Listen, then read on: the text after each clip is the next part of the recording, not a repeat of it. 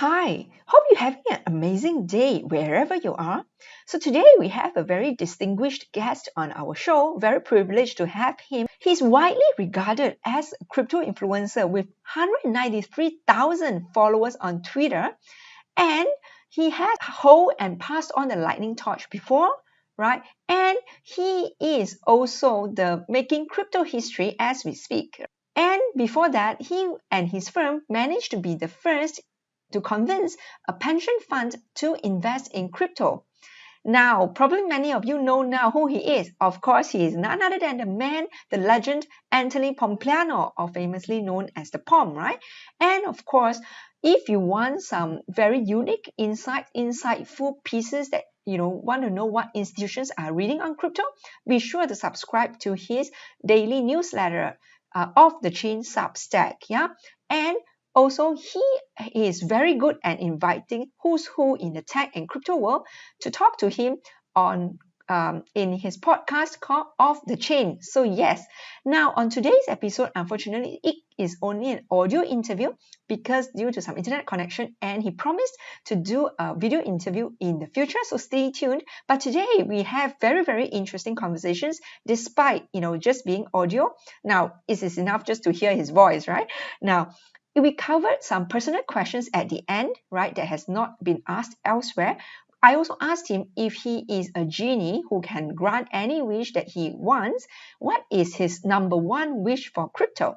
And we also asked him what can we do to increase crypto adoption to more mainstream. And he also answered how long did Morgan Creek take to convince the first pension fund to actually invest in crypto. So stay tuned and let's dive into it now. I know you're very bullish on crypto, especially Bitcoin and Lightning Network. So can you elaborate why is that?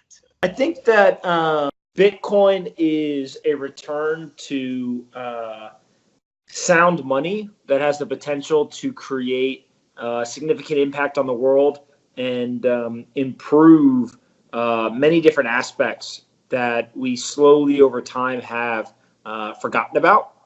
And one of the things I'm most excited about is the ability for Bitcoin to allow individuals, one, to gain access to a investment asset as a reserve asset. Two is for them to halt the stealing of their wealth through inflation. And then three is by removing the inflation of money, it actually can reduce the income inequality in the world, which I think is another huge piece of this. And how about Lightning Network? Yeah, I think that I am, a big believer in Bitcoin, and we need it to scale. And Lightning Network right now serves as the most likely way that Bitcoin is going to scale. And I think the adoption speaks for itself.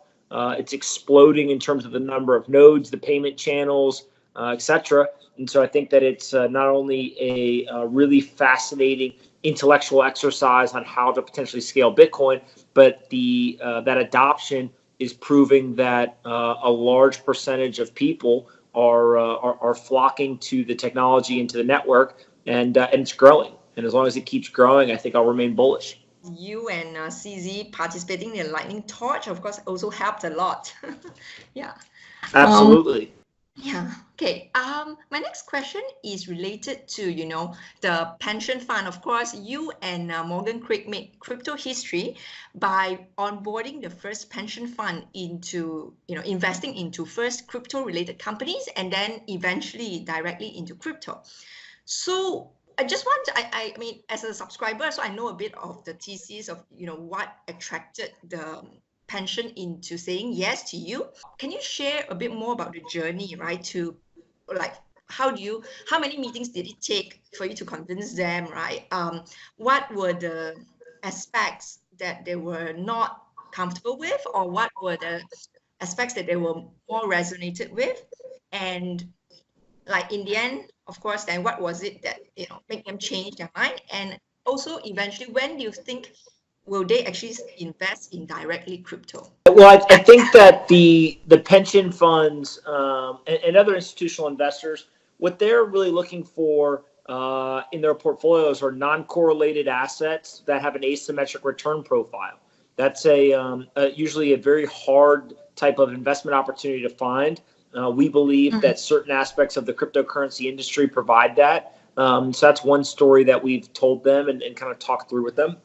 The second is this idea of investing in innovation, right? There's a really large number of entrepreneurs and successful technologists that are entering into this space. They're building innovative technology. If they are successful, it will create a ton of economic value. And so if you are one of these permanent capital allocators, you want to have exposure to that type of opportunity. And so the non-correlated asymmetric return surrounding innovative technology, I think, really makes cryptocurrency, blockchain, and Bitcoin an attractive investment opportunity. So roughly how long did the process take when you first talking to them till the moment when they say yes?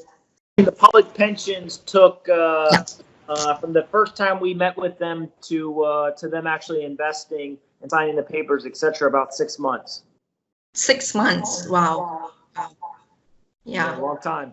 Yeah, long time. Yeah. And are you all and maybe other fund managers also thinking about warming the institutional investors like these pension funds first to invest in crypto-related companies? That means equity of crypto companies first.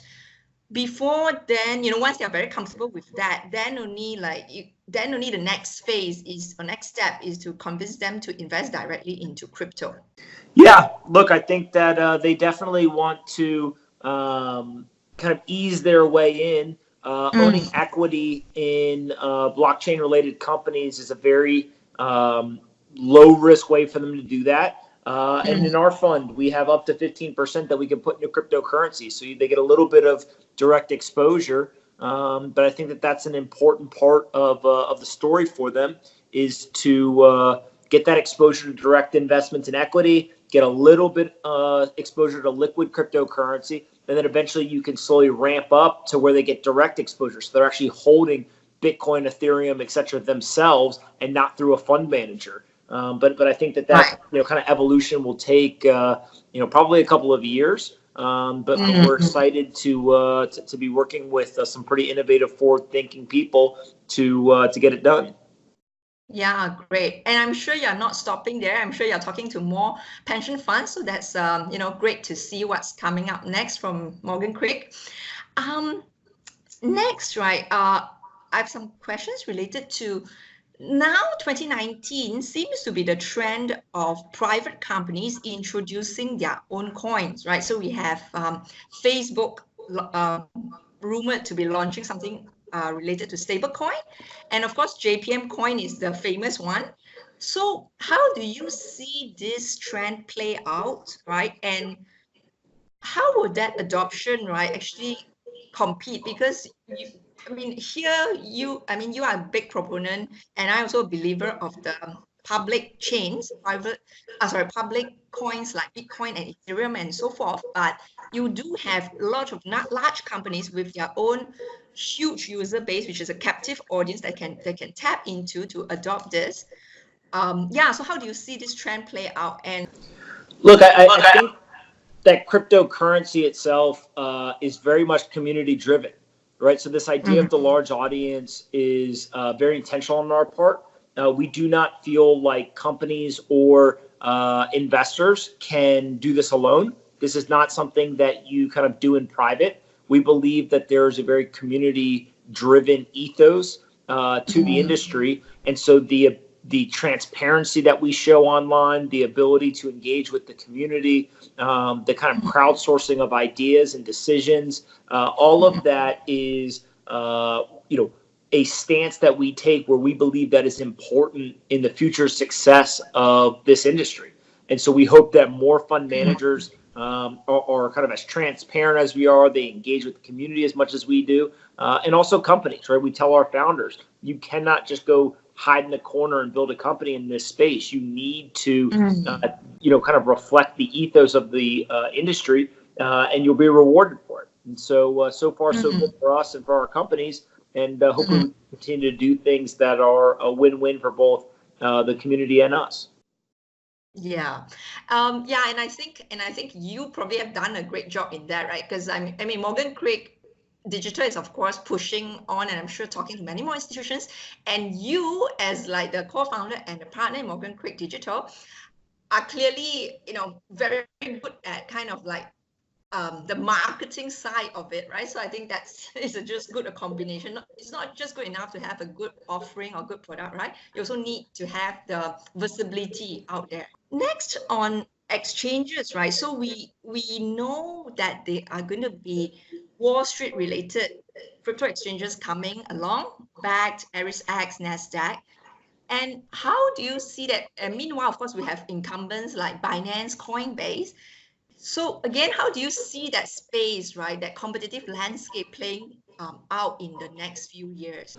I think that there's going to be multiple winners, right? If you Mhm. look at just take Coinbase and Binance, they're taking very different strategies to the market. And then if you even take somebody like an eToro in Europe, right? Mhm. The ability to mix and match assets, jurisdictions, regulatory approaches, all of this creates different offerings.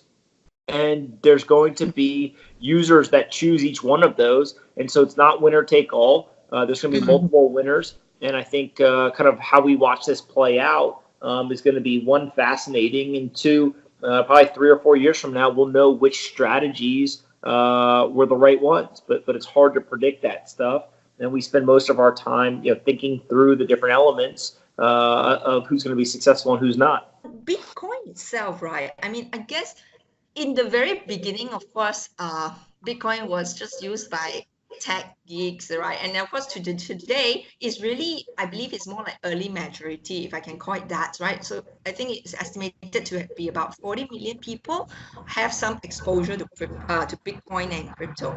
So the thing is also that Bitcoin was supposed to be the money of the people, right? Giving back the power to the people. But then increasingly, and especially after the year-long crypto winter, a lot of the retail investors and normal people, right, are basically scared to get exposure directly into Bitcoin and other major cryptocurrencies. Now, then I guess my question to you is, right, what can we do to increase the adoption? I think the biggest thing that we can do is use cryptocurrency. So can we accept it at Mm, retailers? Can we mhm, use it ourselves? Can we send it to people? There's very few people that I have ever seen interact with crypto and walk away being not excited or not intrigued. And so the more that we can mhm. get people using the technology, seeing it in action, kind of experiencing it, the more that I think we'll see adoption kind of compound on itself over the next couple of years. If you have a magic wand, right? What is that? What is your number one wish? Yeah, for overall crypto industry. I'm sure there's many, but what's your number one? My number one wish is that Bitcoin becomes the global reserve currency. If we can make Cool. that happen, everything else will take care of itself. But I think we are still a long way there. But yeah, I agree with you on this. We've got Um, work to do for sure. yes, yes. Okay. Actually, if I can shift gear quickly to some more personal questions. I mean, in your podcast with a lot of the who's who in the crypto industry and tech industry, you always end it with asking questions at the end of your podcast, right? Off the chain, which everyone should subscribe to.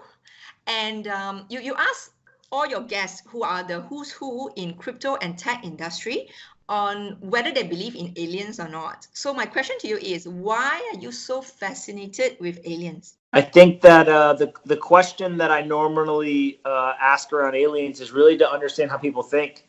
It's a very All random right. it's a very random question and something that a lot of people haven't thought about. And so to hear their thought process, the frameworks they use, the math that they try Right. to imply, it gives me an insight into how they think. I have heard from other interviews that you are an early riser, right? You woke up like 4:30 and 4:30-ish, and you will work out and all that. But what do you think are those rituals or habits that you have, right? That basically led to your success today. I think showing up every day. frankly. It's nothing that is much more than that, right? That there's a lot of people who have a bunch of secrets and all of that. But for me, it's just showing up every day and literally outworking or out surviving others is the whole secret here. So that's what I kind of chalk it all up to. Do you have any mentees, and what are the criteria for you to, take on mentees? Yeah, there's plenty of people who kind of reach out to me in various ways to look for advice or ask questions. I really have no requirements. Look, my direct messages on Twitter are open, and I try to respond to as many people as I possibly can. It's less to me about what school you went to or what where you live or what language you speak, and it's much more just about trying to help people as a thank you to all the people who helped me along the way.